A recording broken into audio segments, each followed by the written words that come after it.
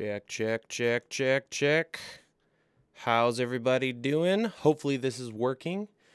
I should have sorted out all of the issues. Let's see. Can you guys let me know that you see my face? Looking pretty good. Do I sound okay? Check 1, 2. Want to get all these bugs, make sure everything's cool. Nice. How is everybody? How about that Sony news, huh? New full frame cinema camera. That's pretty exciting. Loud and clear. Awesome. Awesome. Well, lag. Well, hopefully that'll sort itself out. I may have some backups going on in the background. I'll try to sort with that. What time is it here? It is 4:01. I'm still playing with how I'm going to deal with timing these. I'm going to try to do every Wednesday night here in the States. So probably around 5 p.m. Eastern time. It's central where I'm at right here. Audio not synced perfectly. Okay, good to know. Good to know. I'll check into that. So today I want to do something a little different and talk about how I got started in video in general and how it led up to where we are today or where this channel is today. Not as a, how cool is this that I do this or anything like that, but to help those out there that are either at a point where they're trying to get into video production in general or being on YouTube, and anyone depending on where they are in that journey, if you will. So everyone's story is a little different, but this might help some people out, and it might just be entertaining or interesting to some other people. So let's start when I was born. Not really. But I've always been really interested in video and filmmaking. When I was a kid, messed around a lot with VHS cameras and stuff growing up. I've actually got some photos for you guys. Can you guess which one of those two is me? If you guess the scary axe murdering kid on the right, that is correct. That's me, my brother, and made a lot of little films with my siblings. And that's kind of where it all really started. Always really was fascinated with cameras and all that kind of good stuff. So from there, around middle school, high school, my dad actually started to see and notice that I was getting really into cameras and video. And he helped me purchase my first camera, which I'll try to find here and switch things over. There it is. The Sony, what was it? HVR A1U. So this was my first legit professional, if you will, video camera, and it shot 1080i, so that was as high as it would go. So interlace and on mini DV tapes, which those were exciting if you guys remember. Yeah, and I shot a lot with that thing. Pretty much anywhere I went.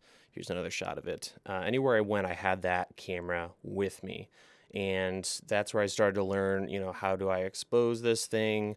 What is XLR audio? And I shot a lot of garbage, but I was all over the place with that thing and just living and breathing that camera and filming with it. Some of you who are also into video will probably remember, or your family members can probably relate to just being surrounded by a camera guy all the time. So, yeah, started filming just everything. Started to get more into video, had to really figure out lighting and exposing and whatnot.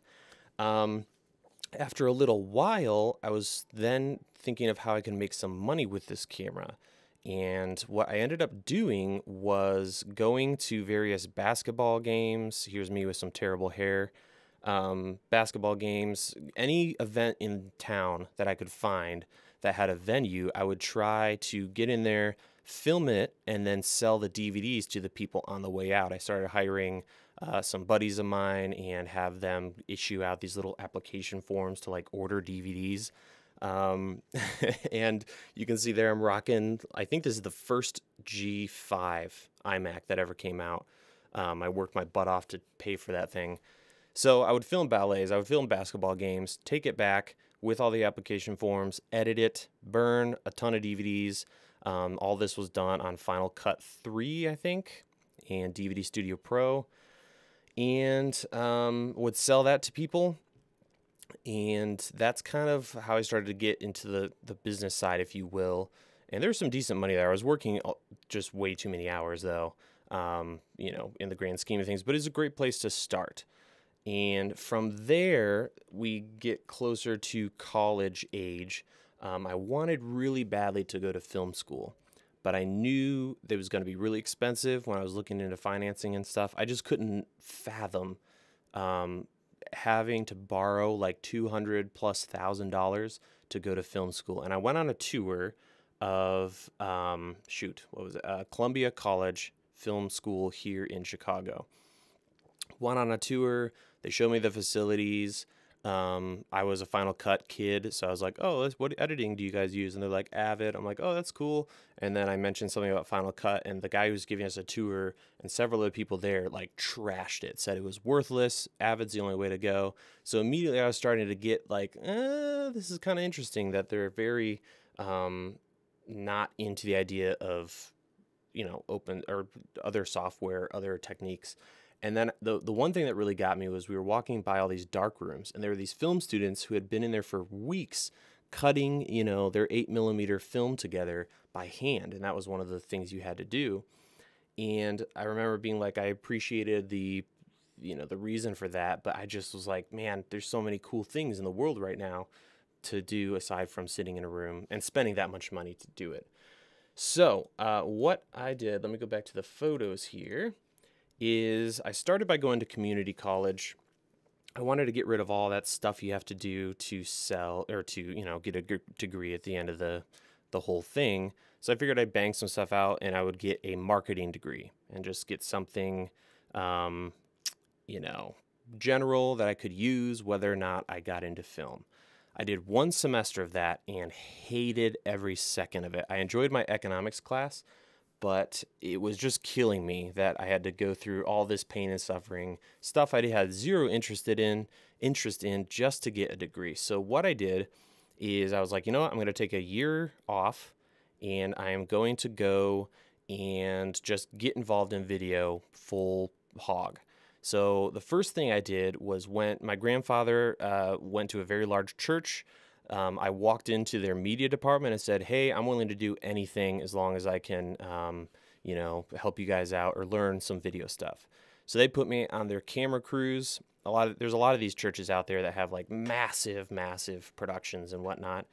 So I just started wherever I could, worked my way up through the ranks there to, from the third camera angle all the way up to the first camera angle, editor there and whatnot. And that was where I kind of cut my teeth on just basic stuff, framing, broadcast quality, signal management, all that kind of stuff.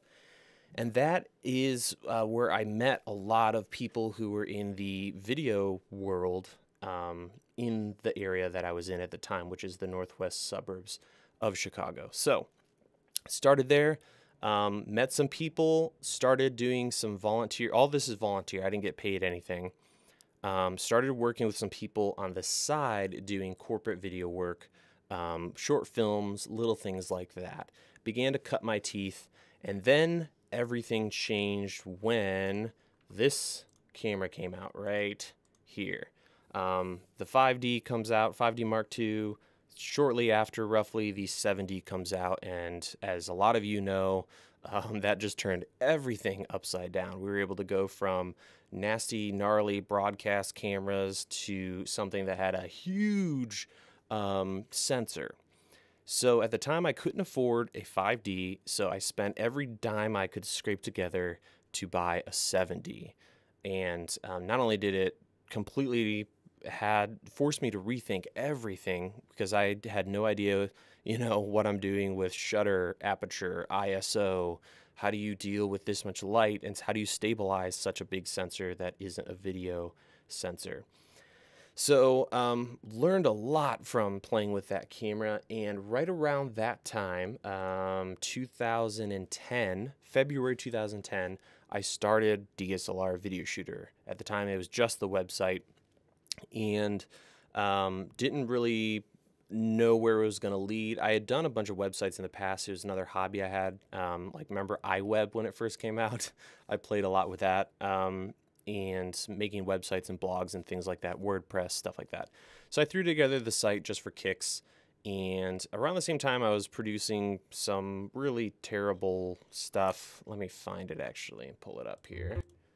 Bam. This is the first like real internet video that I uploaded. It was called Chicago in 2020, shot on that Sony camera.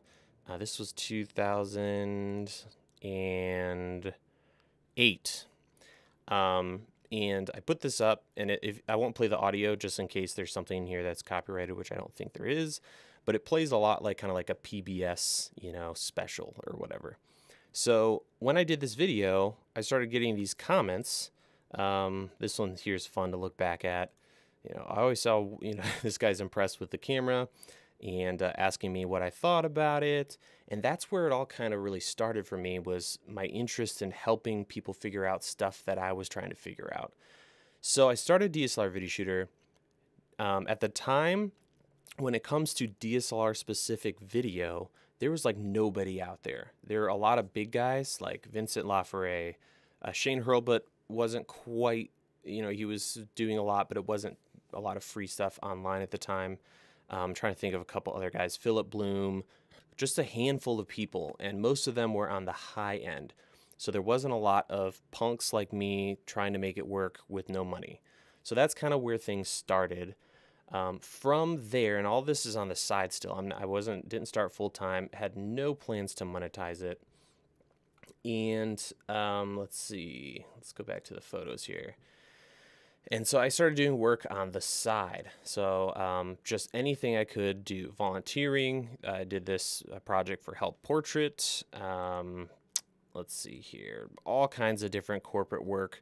Most of it not that interesting. A lot of you guys out there know exactly what I'm talking about. A lot of shoots, a lot of stuff like this where you're filming various products and interviewing people. Nothing super exciting, but doing that really taught me about production, how to work with other people. I slowly began to raise my rates and purchase other gear. Much of it I shouldn't have purchased, like stuff like this. And began to cut my teeth as a shooter and editor, and all at the same time working on growing, DSLR Video Shooter. And over time, it got to the point where I was starting to have a conflict between shooting and being a freelancer and an editor and working on the channel itself. So I had to make a choice really between the two, and if I was going to continue to try to balance those. And in the end, I went along with just going full-time here on the channel.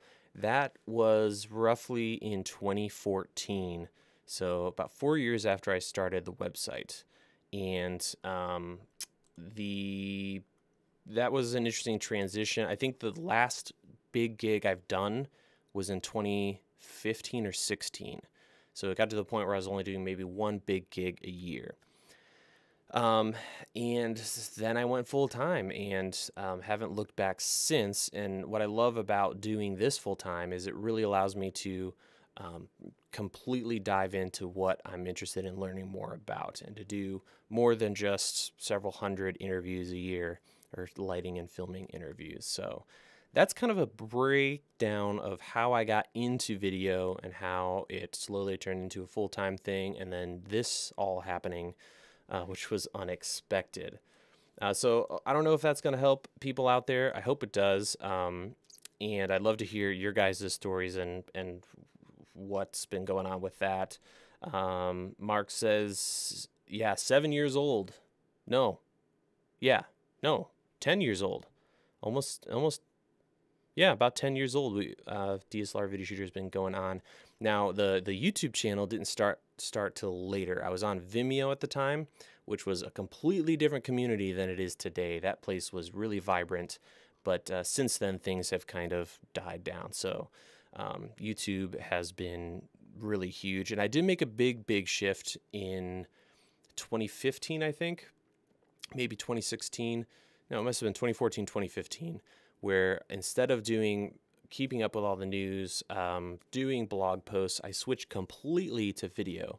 So I didn't do any announcements when camera stuff came out. I didn't do, oh, here's a new deal at B&H as a blog post. I strictly was focused on video, and that was so freeing.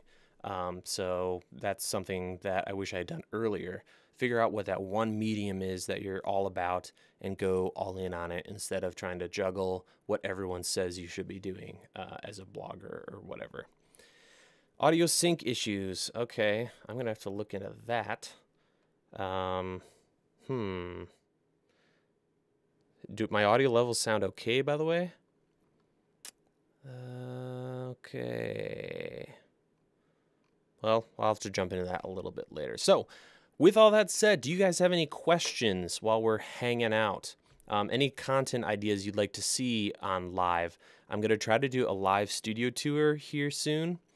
And I'm going to try to also get a live setup where a camera is mobile so I can grab it and run around and show you guys some stuff. Going back and forth with audio. Audio is ahead of the video. Okay, I will try to play with some things while we're here and see if I can fix that. Otherwise, we'll have to get that sorted for next time. Maybe refresh the page. That's a great idea. Thank you. Somebody already lost, whoever suggested that. Okay. Cool. A6500 S-Log tutorial from Frozone. Yeah, I should be doing some content on some log stuff. I have found, and I'm going to do a video on this, but what I've been doing for exposure and log and grading everything for the longest time, and it's worked really well, is expose high. So don't overexpose, but you want as much light exposure in your shot as possible. It's so much better to bring that stuff down in post than to try to push it back up. If you bring things up, you're going to run into all kinds of noise. Doesn't matter if you're shooting log or not. So I would definitely suggest exposing. What I'll often do is on every single camera that has zebras in it, I set the zebras to 100%. And what I do is right before I hit record, I bump everything up until I start to hit that 100% somewhere on the screen, and then I drop it just below that. And that seems to work really, really well, also watching your skin tones and whatnot. Okay, how do you get people to take you seriously when offering free work? From Adam. That's a great question. If you're starting from nowhere, you just got to jump in. Like, I didn't know anything. I remember attaching a light to a stand, and I thought you didn't tighten it down because you wanted to be able to adjust it quickly. So in the middle of a shot, this one Arri 650 or something started to just slowly rotate around. So I didn't know anything. You got to start somewhere. As you work your way up, I think how you treat other people, how hard of a worker you are, and at the same time not too anal, and you can have a good time with people, that will start to earn you respect with anybody, if you're doing free work or not. Right, so Highway to Hell asks if I was talking about 100% zebra or 100 plus. Either one's going to work. I would suggest 100 plus. That way, anything that is going to be ruined in post and higher, you're going to see it, and then you can adjust from there. Noir et Blanc V. Can you recommend lenses to get aside from the Sigma 18 to 35 Canon mount? Depends on what you're shooting. For Sony, this Thursday or tomorrow, I'm going to do a video on Sony lenses I use. I'm really loving that 18 to 105 right now. For other zooms, it's just going to depend on each one. On the Panasonic side, obviously the 12 to 35 is awesome, and the 12 to 60 I love as well. Do you need 4K? Depends. If I were still doing video production, like the stuff I showed you guys earlier, I would be fine with 1080. Most of that corporate stuff, it doesn't matter as much. 4K will give you flexibility. It doesn't matter whatever everyone says about, don't ever crop, yada, yada. Cropping is an amazing tool with 4K, especially depending on how you're going to deliver it. But 4K is getting a lot more affordable. So around $500-600 gets you in the 4K game. Zebra, what is that? That is how you check exposure. Some cameras have them, some don't. It essentially shows you on a scale from 0 to 100. You can choose different exposure levels, and the zebras will show up on whatever is at those exposure levels. Right on. Hey, Jordan, thank you for the donation, sir. Jordan says, it seems like there are always so much gear to get, so many stands, lighting, cable, etc. What's the most basic setup you would have? It depends on if I was shooting, and please feel free to clarify if I was shooting YouTube videos or, production in general. I'd recommend you don't necessarily need to have a camera. If you're doing a lot of production, what I always recommend is you don't have to buy a C300 Mark II. You can buy a camera that'll get you by. So if someone calls you up and you need to shoot tonight, you've got something, and then rent the bigger cameras. From there, a solid zoom lens and maybe one prime. They don't have to be expensive. And then a good set of sticks or a tripod. And then audio really depends on exactly what you're going with. Some kind of a shotgun I always prefer over wireless. It's also going to save you a lot of money. And then a light kit. Lighting is huge. You can rent lights, but it's always such a pain to deal with stands, lights, all that kind of thing. So I recommend having a nice little light kit. Aperture is a great brand. They're making some banging stuff right now for lights. So that's something I would definitely look into. But those are the basics. Some kind of camera to get you by. It doesn't have to be amazing. A decent lens, sticks, a microphone, and lights. Redneck, that's me. I don't know what's up with this. Whenever I do public speaking or get nervous, which believe it or not, I usually get somewhat nervous before these live things, my neck gets red. So I'm literally a redneck right now. No idea why. It'll go away someday or at some point. Any advice for young filmmakers? Just shoot a ton. I think the biggest thing for me when I got started, and I didn't get into short films, but for becoming a freelance shooter, was to just get involved. If you're sitting in your house or your apartment with a camera and just shooting little things, you're never going to get anywhere because you need to find those people. And I should have mentioned earlier that when I did shooting for full time and was a freelancer, I sometimes did projects on my own where I had my own client. I found people to help me out with stuff and did everything.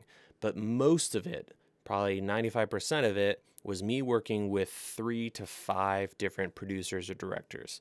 And for a long time, I would just find one guy who we worked really well, and I was his camera and editing guy. That's it. So once you find that person, you can be employed for years.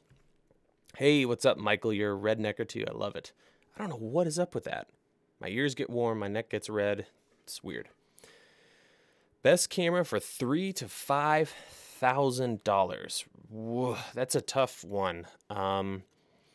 For a full frame, obviously the Sony A7 series stuff is great.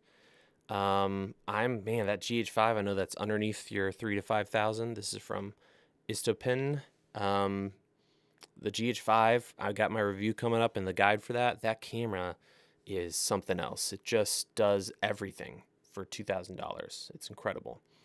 Maybe look into a used Canon Cinema camera. I don't know if Ursa lands in there. Ursa Mini, the original one, that might fit into that price range. For that kind of money, I might spend a couple hundred of that and rent some of those cameras and try to play with them before you pull the trigger. Okay. This is from H&A Family Photos. If I had $1,000 budget, what would you recommend? What would you buy to get started? $1,000 for everything. I would buy a used Sony smaller camera, maybe an A5000, A5100, something like that. And then I would spend the rest on lighting and a tripod, a microphone. I would just get a simple boom arm with like a Rode video mic. This is for YouTube probably. And the thing with spending the money on lighting is if you guys all brought your cameras and we went into the next room with lots of high-powered lights and nice diffusion and whatnot, you can stick a 1080p camera and look at that, and it's going to look so much better than 4K and poor lighting. So you can always sell your camera and pick one up. Cameras to me are very interchangeable. I have no problem with people buying a camera and then flipping it a year, 2 years later. And it's the way they're coming out now. The camera system is fine. It's like a sensor. Just imagine you're going to pluck it out and slap a new one in there. So for a long time, I was a proponent of get a camera that doesn't require all these accessories. But I'm kind of coming back to that point where I like the cameras that are primarily a sensor, because things are changing so fast. It's great to have a great preamp, a good power solution, a good lens, and then you can change cameras and you have the same stuff. So that's kind of how I've been thinking about that. But yeah, lighting I'm gonna spend much more on lighting than most other things. And audio, there's some great budget stuff there as well. Thank you, hey 520, appreciate ya. What do I think of 8K Red? So my thoughts on Red have shifted a lot recently for a couple reasons. One, they're getting more affordable. If you pick up a slightly older Red, we talked about this in the last live stream, you can get on eBay and get into a Red Scarlett X system for 6 to 12 grand.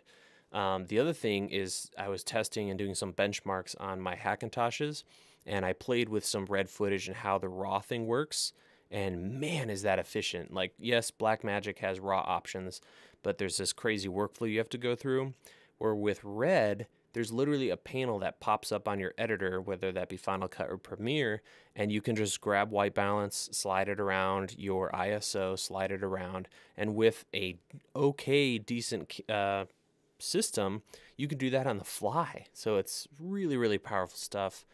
The 8K part of it is a little ridiculous, but again, that means you can go 50% on a crop or 200% and upload that in 4K. So that's just ridiculous. Really, really amazing stuff. The cost, though, is bonkers.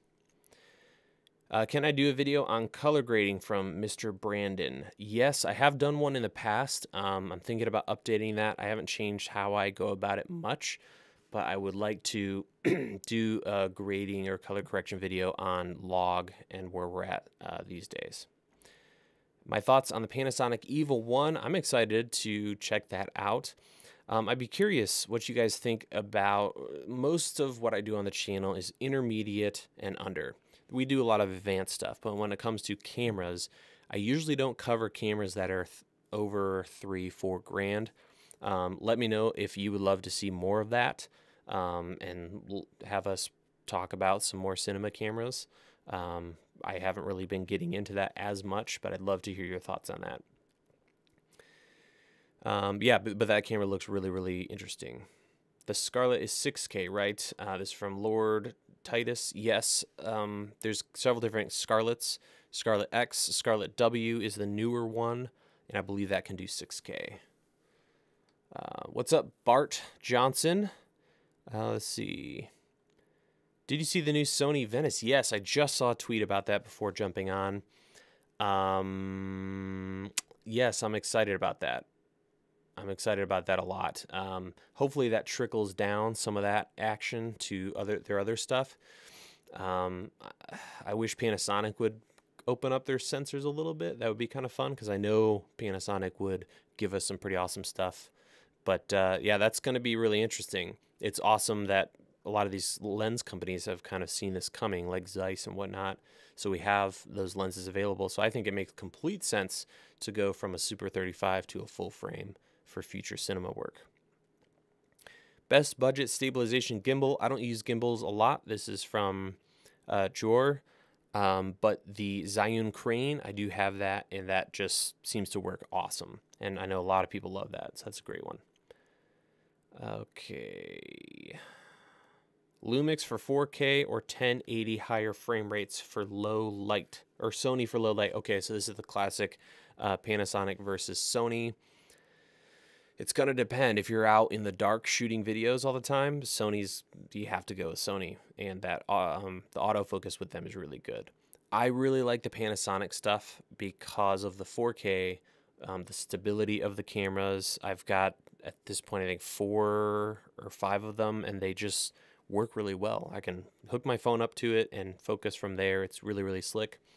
But I also love Sony. So I would find some friends that have one or the other, maybe rent them. They're getting really affordable to rent, and check those out that way. It's going to be a personal decision for sure. Ronin M is worth the money at 1,000 right now. Thanks for that, Dexter. So for those who are asking about stabilizers, definitely check out Ronin stuff. Okay, any other questions here? I blew through all my content much quicker than I was expecting to.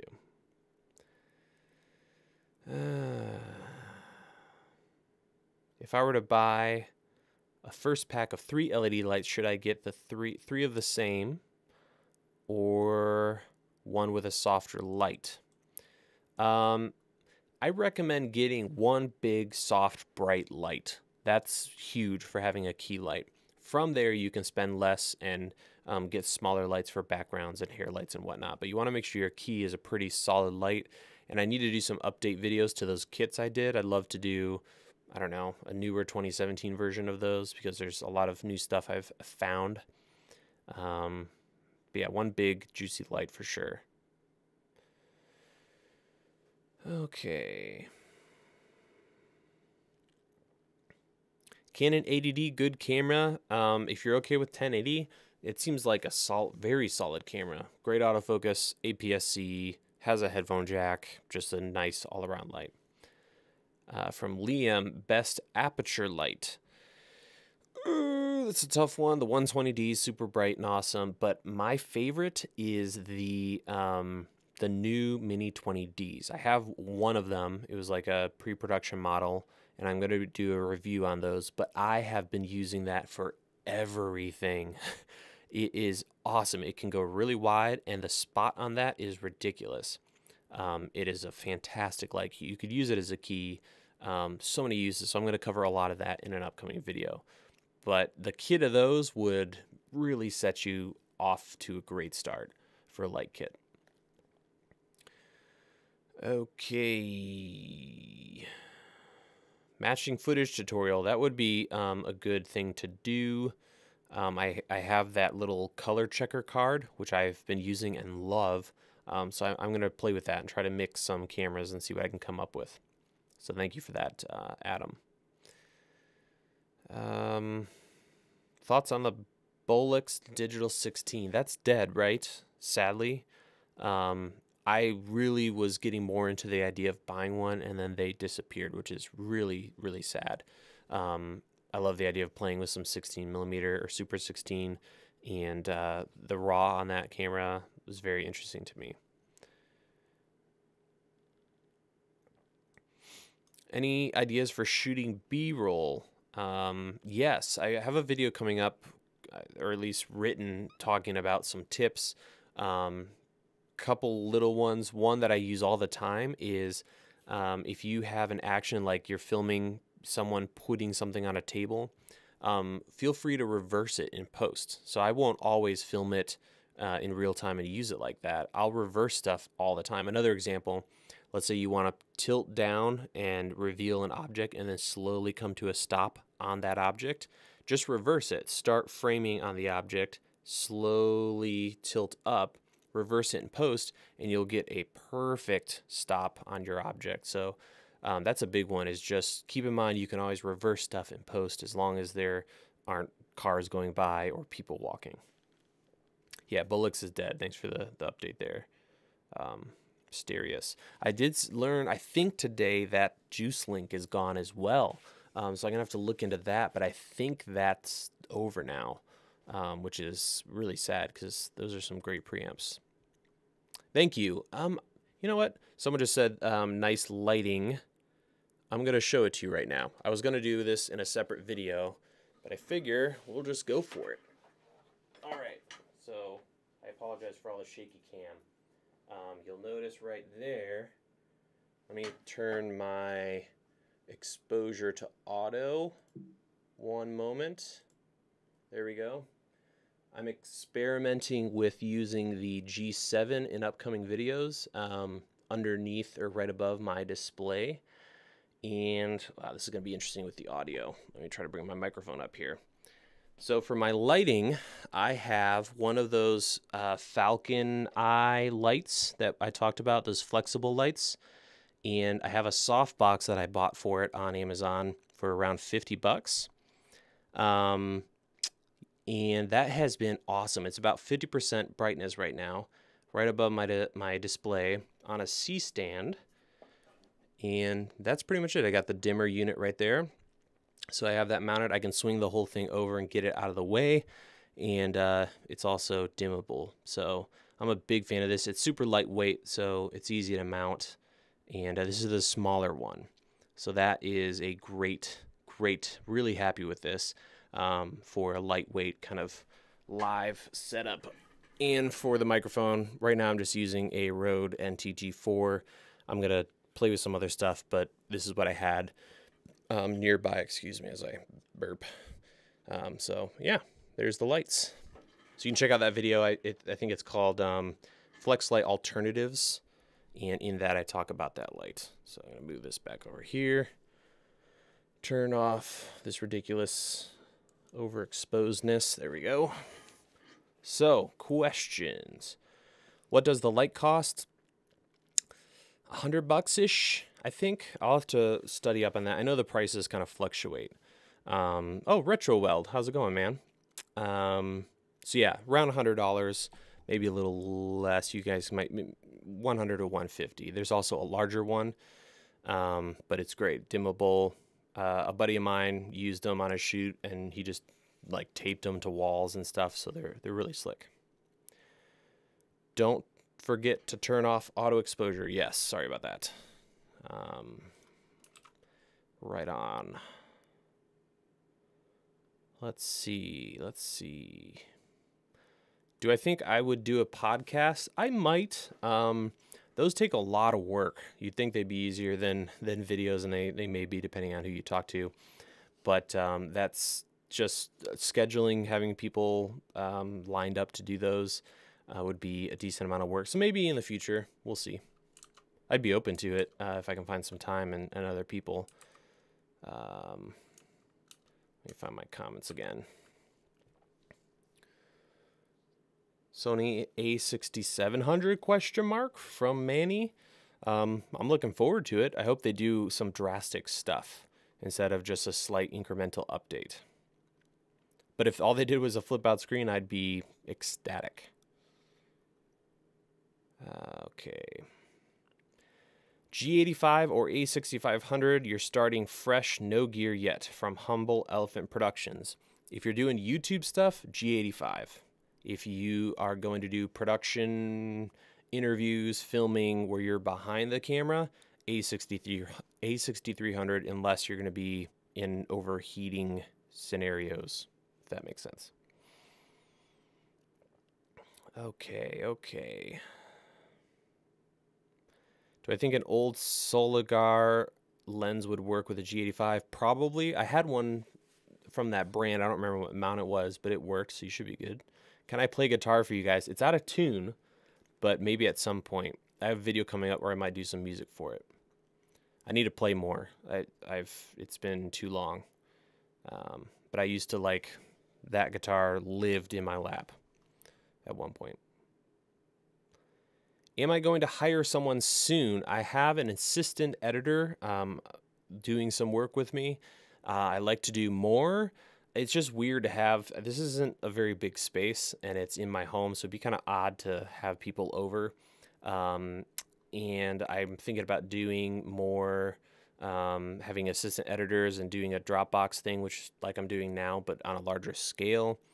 So that's the end goal, is to have a studio built in the next several years with editing suites, multiple rooms to shoot in, and a warehouse, and then get a bunch of guys and gals involved and turn this into a baby version of what Linus Tech Tips kind of has, if you're familiar with them. How many cameras do I own? It changes on and off. This is from Team Rodriguez. a decent amount right now because I have a video coming up on like 8 cameras under $300 that shoot at 1080 and have a 24 frames per second option. So I'm excited about that video. There's some great used stuff out there that I actually use every single day. Probably 4 or 5 cameras. Yeah, GH4, GH5, G85, G7, and then the A6500 is currently the only Sony I have.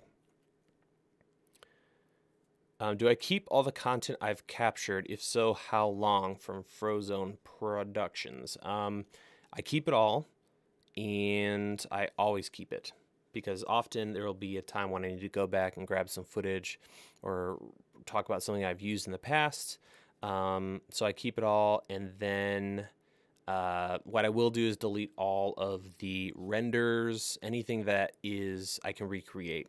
And I use Final Cut Library Manager to do that. Awesome software.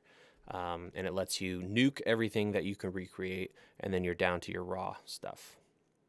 Where do I keep my play button for 100K from Pixel 5? You might be able to see it if I move the camera. Oh, that's going to be a stretch. Nope. It's in the next room. Yeah. That's where it is. Do it. I'm in a warehouse right now with 2 friends starting a business. Nice, Joseph. I'm thinking of doing like Morton buildings for those who aren't familiar or out of the country. They have big, giant steel buildings that are very affordable to build. Something like that would be probably what I would do. What do I think of Hue lights for filming? I haven't actually used them. The Philips Hue RGB stuff is my guess is what you're talking about. I have heard from a lot of people that there can be some strobing issues depending on the camera and your shutter speed. So I'd recommend going with like gels. I just did a video yesterday on that. You can pick up a pack of gels and color your lights very easily. Where do I buy my shirts and hoodies? Yeah, check it out. I got a bunch of stuff that isn't gray. Target. I've gone to a bunch of different places, but Target seems to have sizes that are close enough. And, you know, I'm not going to spend 40 bucks a t-shirt. What kind of external storage do I have? I think recently I talked about storage. Or did I? Yeah, I did. Yeah, recently I did a video. You can check it out on the channel. But Mediasonic, so Mediasonic on Amazon, they make some great enclosures that are really affordable. USB 3, all that kind of thing. Final Cut Pro Guide. I should do it. This is from Humble Elephant Productions. I'm probably not going to because Ripple Training exists. If you want great training for Final Cut, those guys are dope. I edit a lot with Final Cut and use it a lot, but as you guys may have seen from my tutorials in the past, I usually miss things, and those guys just know so much more. And yeah, so check them out if you're looking for Final Cut info. Mark Ramduris. Question: is there a golden ratio or something for shooting time versus editing time? I'm experiencing the worst time editing, losing mad sleep. So I don't know if you're talking about YouTube production or normal production. Try to do stuff on set that's going to speed things up in post. I've got an old video that's called Shoot Like an Editor, and some things to think through while you're filming that'll speed things up. The biggest thing is try to think of your final edit. So for me in my videos, when I'm shooting, I'm trying to think of how I'm going to set the video up. Intro, you know, meat of the review, conclusion, pros and cons, shots, things like that. So don't film 40 hours of footage for a 10-minute project. And thinking through that will help a lot. And getting faster at editing is an option as well. Do I use tabletop dollies? Can you recommend any? I haven't been using them for a long time just because you have to have such a smooth surface to make that work. If you have a camera with good stabilization and slow motion, I would just skip that completely and just do a nice little hip slide with one of those. I should sell merch. Yes, I would love to do merchandise, and I wouldn't do any stupid all my website or anything like that. I would if I do it, I just want the logo and maybe the text, but probably just the logo. I'm looking into that. If you guys know T-shirt, easy to do merch sites, I'm trying to remember one I saw recently that Marquise was using from MKBHD, Thread something, or I can't remember, but I have a site that I found that I think will work well. I just need to find the time and figure out how much it's going to cost and all that kind of stuff to do shirts, hoodies, hats maybe. That'd be cool. Okay. Where am I located? I am northwest of Chicago. I'm no longer in the city because we are starting a family, or we started. I have one son, and fun fact that no one else knows about, number 2 is on the way. We're going to have a little girl. And we can't really do the whole city thing anymore. We moved out I think 2 years ago, and it's just going to be so expensive to have a studio down there. So now we're out in the burbs, and yeah. Okay.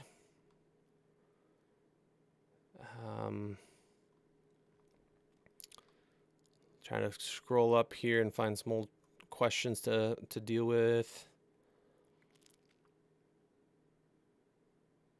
Considering they both play, who do you think would win a drum off, Dave Dugdale or the Basic Filmmaker?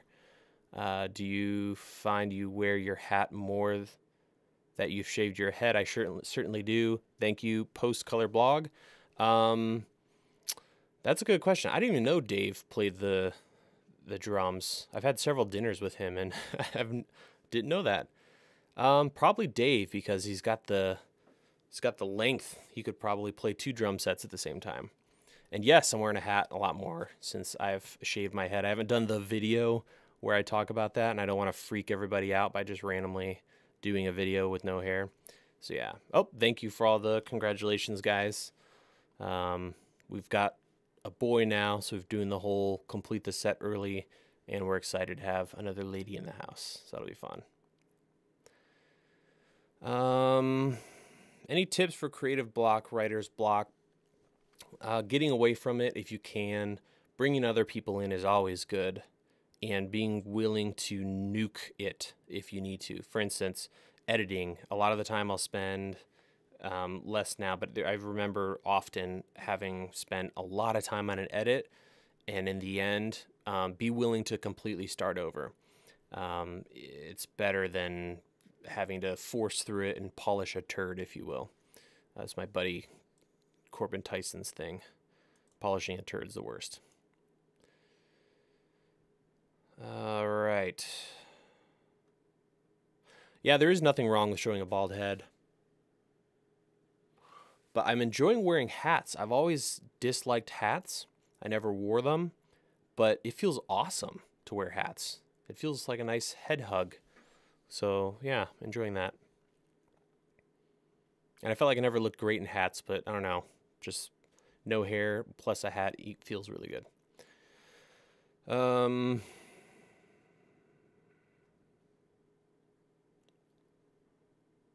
Dave seems like the kind of guy who's had a wild streak back in the day. Long hair, crazy drummer. That'd be interesting. I'd love to talk to him about that. Dave Dugdale is who we're talking about for those who haven't, or maybe recently showed up. Hey, what's up, Kevin?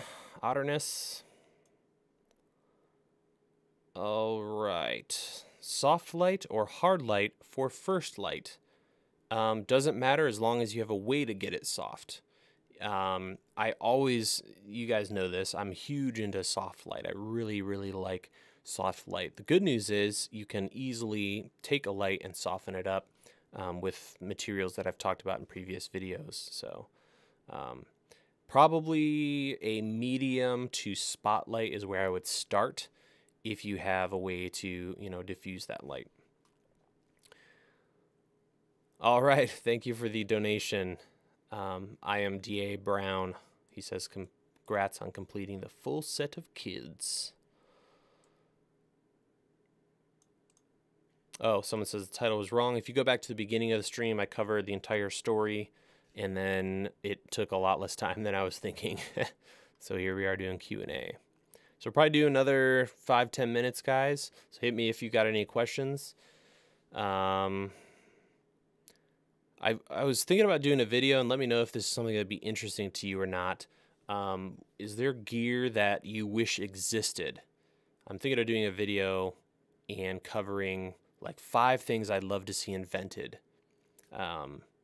Stuff that I feel like is missing that people could come up with. Let's see. Have any idea? Oh my gosh, the scrolling. Have any idea what kind of light tricks can do for long exposures? I've been playing with Christmas lights. Long exposures, you can have a lot of fun with those. I love the contrast of something moving a lot and then something not moving at all. I think that could be cool. Yeah, there's some great guys. Or light painting is a big one as well. You can find all kinds of cool videos on YouTube on that. Okay, for single person production, shooting, editing, etc. by myself, would you recommend external hard drives for storage or investing in a NAS? From Eric. The NAS thing, I would only go with a NAS if you need to access it on the go or you're not at your location. There's a lot of great, depends on what you're doing too. If you're in a Mac ecosystem with Thunderbolt, they're coming out with some great small quad bay 2.5 Thunderbolt enclosures. That could be great if you need to move around a lot.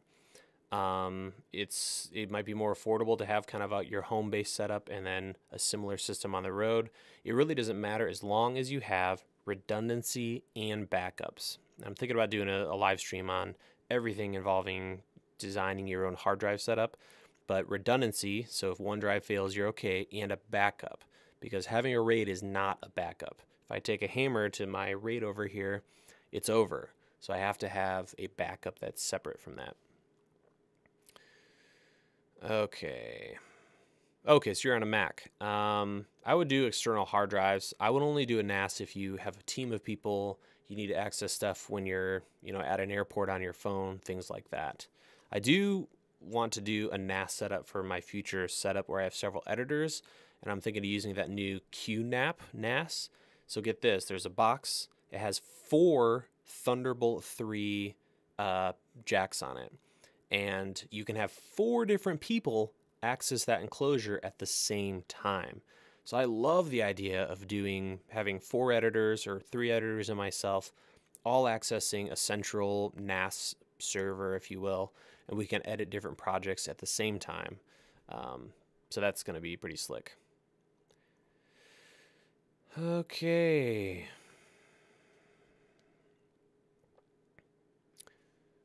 Brown says, I bought your A6500 guide. If you were looking back on the tutorial, what did you not cover that you would add now? That's a really good question.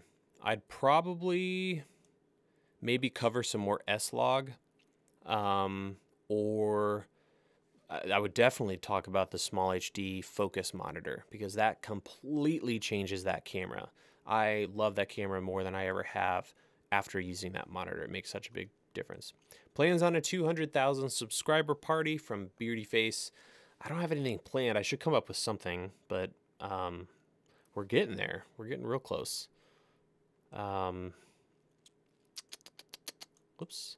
Love to watch a video on you setting up hard drive and backup systems, from Eric. Thanks. Maybe I'll do a live stream on that, and we'll do some shopping. We'll jump on Amazon and put together a couple different systems with different budgets and whatnot. That'd be fun. Awesome. Okay.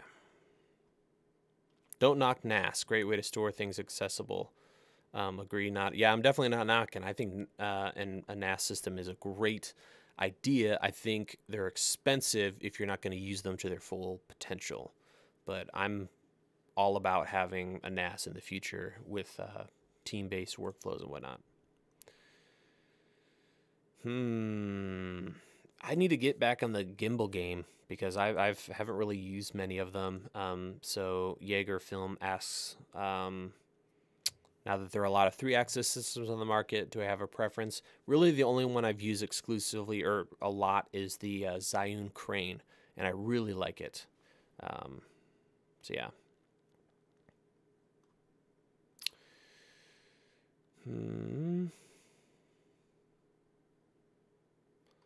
Okay, looking for another question.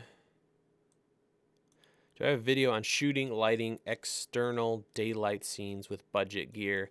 I've been meaning to. I just need to pull the trigger and do it. One thing I would recommend you check out is, depending on what you're filming, build some PVC frames or some kind of PVC frame setup and then just throw silk on it. It's amazing what you can do. Doing food photography outdoors, just all you need is like a wooden picnic table, some of that diffusion, and some PVC with some sandbags if there's wind. And you can do a lot of damage with something like that. The only other tip is make sure your background or whatever's behind the person or object you're filming is dark, because when you diffuse that light, you're going to cut down on that light. And I see all the time where somebody is perfectly diffused lit, but then the background is like blown out completely. So if you can shoot with a dark background, that works really well. All right. No names for the new baby yet. It's a girl, though, so it's going to be a lot easier. We had a lot of trouble with the boy, Jameson, my son. It was really difficult to figure out a name for us. You guys probably know how that goes. You know, oh, can't name him or her this because that person had that name and I dislike them or whatever. Monitor for outdoor shooting, depending on your budget. Small HD. That Atomos Shogun with, or Ninja with 1500 nits is really solid. So yeah.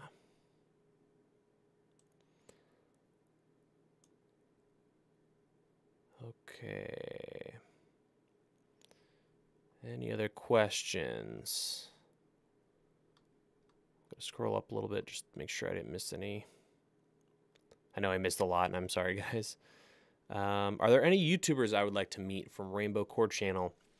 I've met a couple. I'd love to meet Linus Tech Tips, those guys over there. I've met Brandon briefly at NAB. Linus, even though it's a completely different realm, it's, you know, PC building, I really respect what he's built, and I'd love to sit down and have a bourbon with him and talk about some stuff or ask him a bunch of questions. That'd be fun. Other YouTubers, I'd have to think about that. I need to meet Craig Adams. I know a lot of you have asked for us to do something, or have asked me to do something with him, and I'd like to do that. That'd be fun. Okay, what do I think about filming with a Nikon DSLR? I just haven't done it in forever. So if someone knows if it's worth it, let me know. But just considering what's out there, I'm not wild about the idea.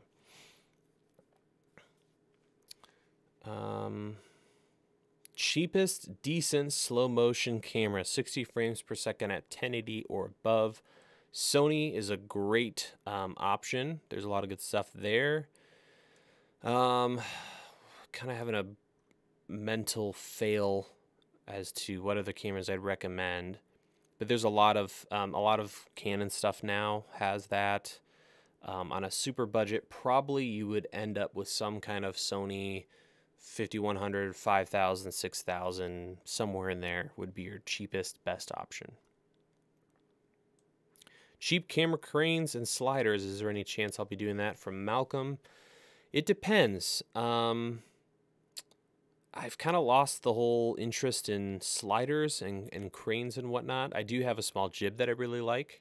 But I feel like eventually that's going to kind of die due to how good the stabilization is on these cameras, and that you can just grab a GH5 and go like that and have a perfect jib shot almost, or a G85 or something like that. But there are some cool sliders out there that I'll probably be looking into in the future. Good preamp for the G85 now that JuiceLink is gone. Man, that is sad. But I'd probably go with the BeachTech DXA Micro Pro from BeachTech. Obviously, I did a video on that recently. I have a video coming up where I compared every preamp I've purchased and done a video on, and that one is really high up there, and it's like under 150 bucks. So that's probably what to go with. Going back to the slow motion Sony question, Somebody said A5100, so that'd be a good option. G7 is great, of course. I don't know why I didn't think of that. Am I planning on doing larger projects like the custom GH4 mod from Rainbow Core? I'd like to. They take a lot of time and less people are interested in them. I might just go crazy and make some and maybe not do a tutorial on it. But I love that stuff. I love the red form factor, how you can stack things together. So maybe I'll kind of hack something together along those lines. Or just go crazy and take like a T3i and just rip it to pieces and rebuild it into something interesting. Okay. Let's see.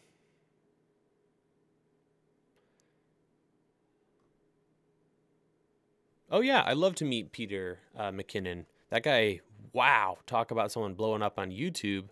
Holy smokes. I mean, I was looking back and I think all in just the course of 6 months, it all blew up, right, for him? So he's got some banging content going on.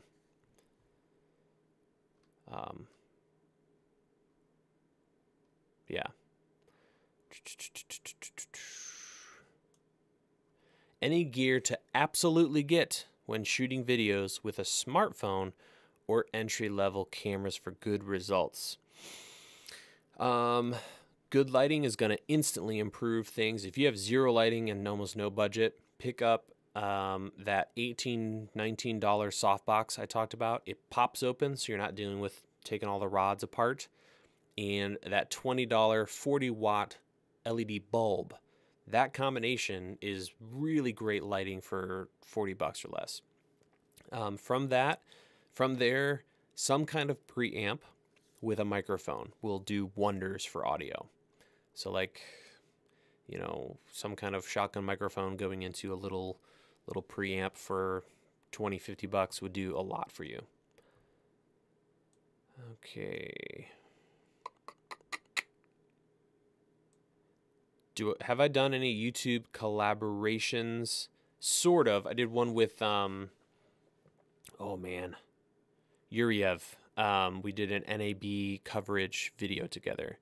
I think that's on my channel, and then he may have done another video. I'd like to do more. It's just coming up with a good topic and a good integration that works for both channels. So yeah. What is a good source of knowledge about filmmaking? From Nylon. I like books. I bought a bunch of books when I first got started from Amazon. The Art of Cinematography. A big one is Rebel Without a Crew from, I can't believe I'm forgetting his name. Someone bail me out here. Fantastic book. It makes me feel ashamed every time I read it because this guy with nothing got into the film business. And it was all with hard work. So that's a great book. And he had nothing. So, I mean, what we have today is ridiculous. Okay, folks. Well, I think we are going to wrap this up. Thank you so much for watching. Hit me up in the comments or the chat here with things you'd like to see upcoming for the live stream. Thinking about doing this every week. Would love to hear what you'd like to see and have us talk about. Hope you guys have a great evening. Thank you for tuning in, and I will see you tomorrow in a video and next week on Wednesday for another live stream. So have a great one.